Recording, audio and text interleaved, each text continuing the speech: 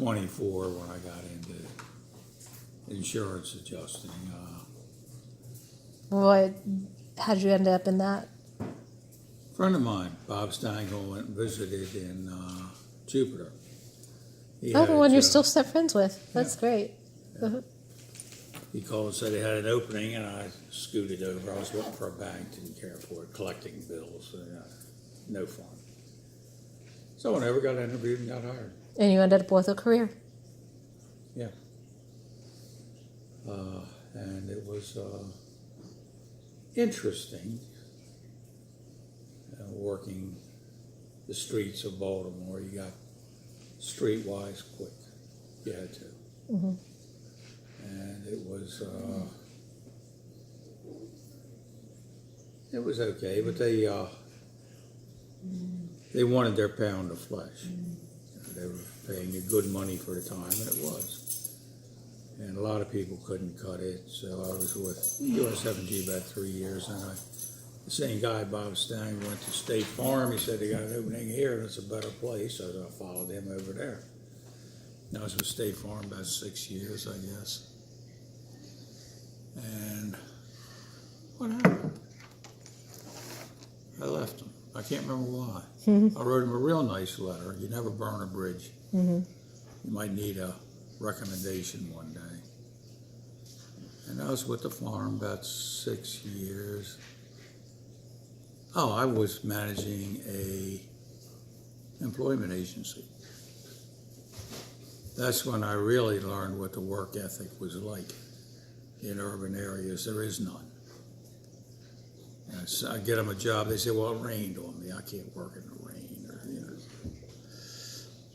that type thing.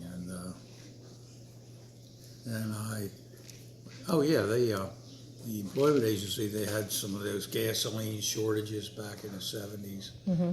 And the factory. When we were rationing and doing that even odd. Right, and so they weren't, no one was hiring. Mm-hmm.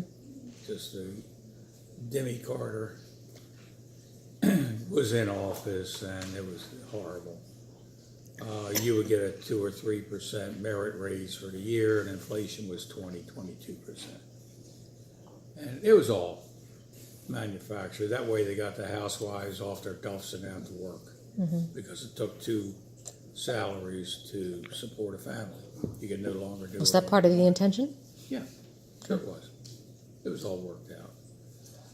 So that took care of the employments. I went to work for what's now called Selective Insurance Companies. Did well there. I was with them about 15 years.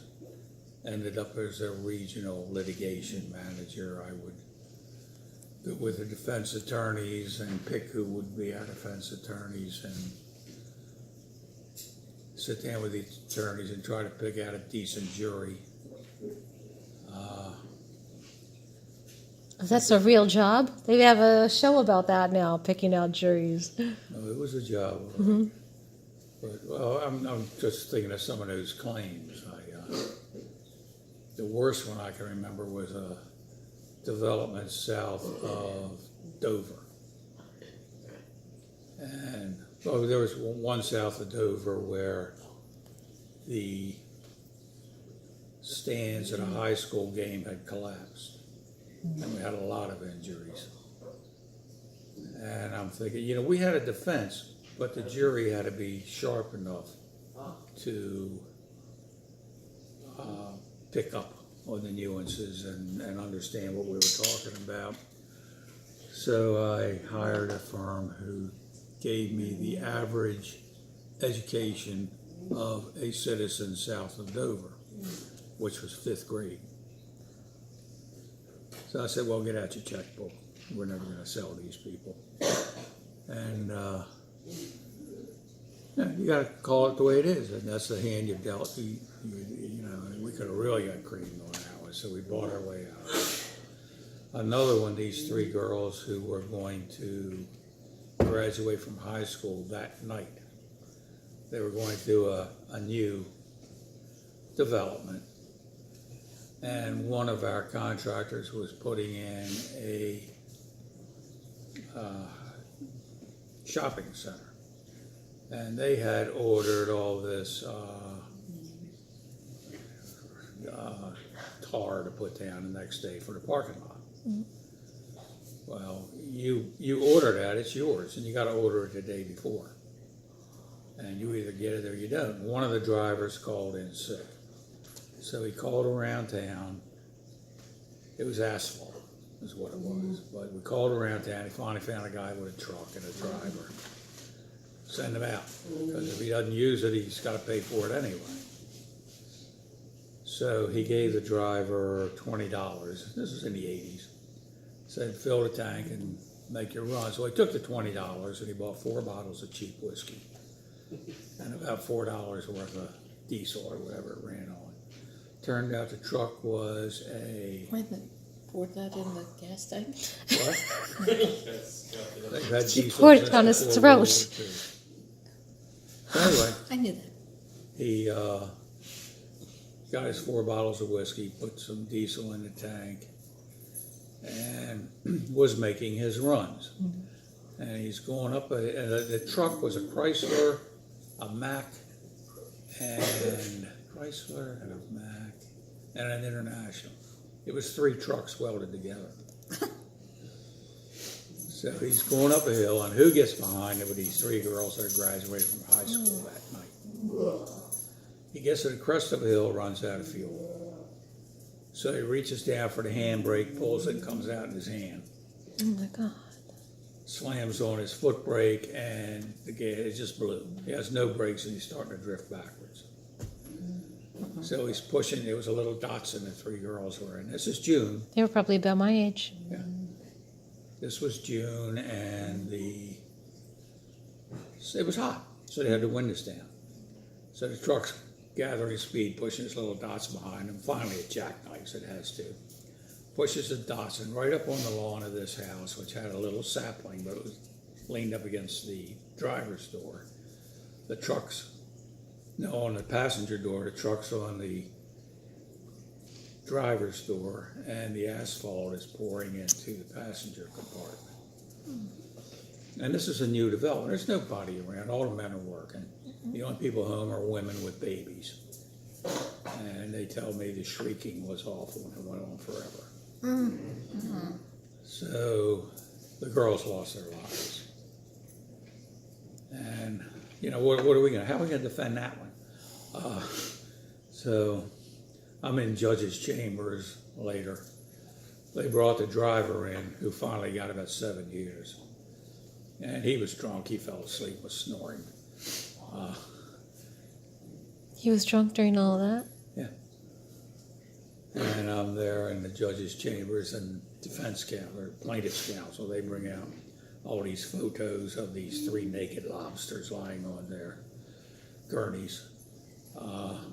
Close-up photos of their contorted faces with the asphalt coming out their mouths and things. And then they had their graduation photos. Each one prettier than the other. All 3 had been accepted in top-grade colleges. And, what are you going to do? They're going to show these photos to the jury, so I called back. They were having, I think it was in Philly, where the headquarters was. Anyway, I said, look, we're going to have to cough up our limits, which was about $15 million, amongst a couple of subcontractors and ourselves. I forget what our limits were, but altogether it was about $15 million. I said, well, if we cough them up, can't you knock about a couple $100,000 off? I said, I can't do that, but I'll tell you what, I'll save you about $4 million. Because if I try to cut them down, they're going to refuse our offer. They're going to try this, and the jury's going to come out with about 19 million. And then they're going, how are they going to get the excess? They're coming right after you for bad faith negotiations, which it was. They're just trying to shake a couple $100,000 out of them. And, I was the worst guy that ever lived. You think I stole the Lindbergh baby or something. Try to save them $4 or $5 million. So anyway, the cause of death for the girls was not trauma. It was not burns. It was being suffocated in scalding asphalt. Oh God. I could tell you more stories like that. I'm not going into it. Oh. But that's life in the big city, and you run into some really decent people who have done nothing wrong, and these things happen to them.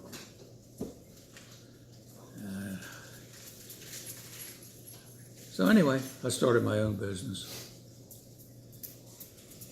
and where I made my money was the carriers, whoever it was, State Farm, Allstate, Ohio Casualty.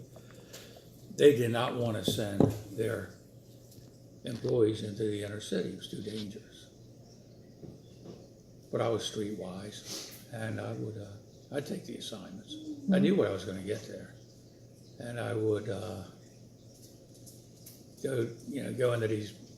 Well, first of all, if it was a drug selling area, I was safe, because the drug dealers thought, first of all, I was a potential customer. And if I wasn't, they had their job to do, sell their drugs, and I had my job to do. I'd wave my camera at them, they'd wave back. And I'd go do what they do. I was insurance right away. And they didn't want middle-aged white guys lying on their sidewalk. They would lose their favorite drug selling sidewalks for 3-4 weeks. So they protected me, and I didn't hurt them. We all had our jobs to do. Mm-hmm.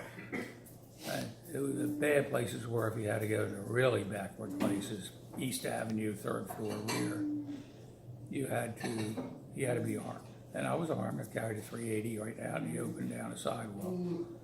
They left me alone. And every time in all those years, these people would give their addresses as witnesses to an accident. I'd go in there. I knew what I'd find, a boarded up house. A what? A boarded up house. Oh. So I'd take photographs of the house all boarded up and send a big fat bill, and they'd pay it every time.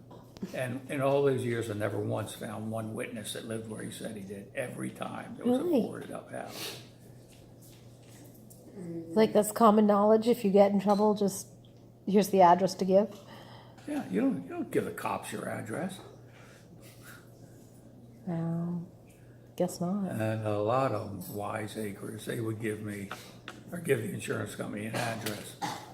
And I knew the address by memory. It was the Black Panthers. So I got to send them up to the Black Panthers. So I'd go up there. I knew the place. I'd knock on the door. What do you want? I'm here to get Tyrone. Tyrone? Yeah, Tyrone lives here. He's right on the police report. Wait a minute. I go find somebody who can read, come back. And I say, Tyrone lives right here. He don't live here. Well, here, yeah, I'll give you a police report to you. And they take it, and now they're after Tyrone. Because he's given his name and address to the police as living here. And I never wanted to find him in the first place. So, I mean, that's the way it was. I made a lot of money. So, Life in Baltimore. yeah, right. So I did very well with it. And don't want to go back. Mm-hmm.